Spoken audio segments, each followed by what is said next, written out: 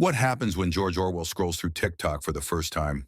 They told me I was a pessimist, that I exaggerated the dangers, that 1984 was a warning for a world that would never come.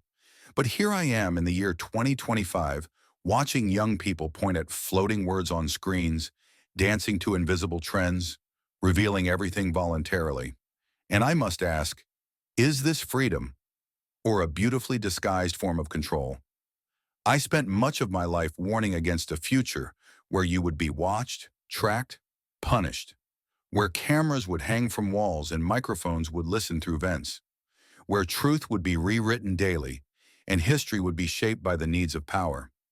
But I never imagined this, a world where people willingly become the product, where surveillance is no longer imposed, it's embraced, where the cage is invisible, and yet we decorate it with hashtags. They call it content creation. I call it voluntary submission. When I wrote about Big Brother, I imagined a government peering into your every move. I never thought you'd carry Big Brother in your pocket, a glowing rectangle that you sleep next to, eat with, and trust more than your own memory. TikTok, Instagram, Reels. They're not just apps. They're mirrors, bent mirrors. They reflect not who you are, but who the algorithm thinks will generate the most clicks. Every like is a transaction. Every scroll, a data point. And the worst part? You think you're in control. I watch teenagers sell pieces of themselves to invisible systems, confessing their traumas for views, exposing their families for followers, turning their identities into monetized brands. You are no longer watched. You perform to be watched. It's brilliant, really. The party in 1984 used fear. Today, you don't need fear. You just need validation. Attention is the new currency. And the cost: privacy, authenticity, peace. You think you're free because there are no guards, no guns. But the leash doesn't need to be made of steel. It can be made of dopamine. Notifications, likes, shares, tiny hits of approval that keep you compliant. They've built a system where you surveil yourself, where you track your own movements, record your own voice, report your own life hour by hour. Not because you're forced to, but because you're told it's empowering. Let me tell you what I see from where I sit. A generation trained to broadcast everything: who they date, what they eat, how they grieve. Even their rebellion is filtered through a lens curated for maximum reach. You used to fear a world where nothing was private. Now you fear being unseen, and the ones in control? They don't wear uniforms. They wear hoodies. They run platforms. They own the code. You don't vote for them. You don't question them, but they shape what you see, what you believe, what you become.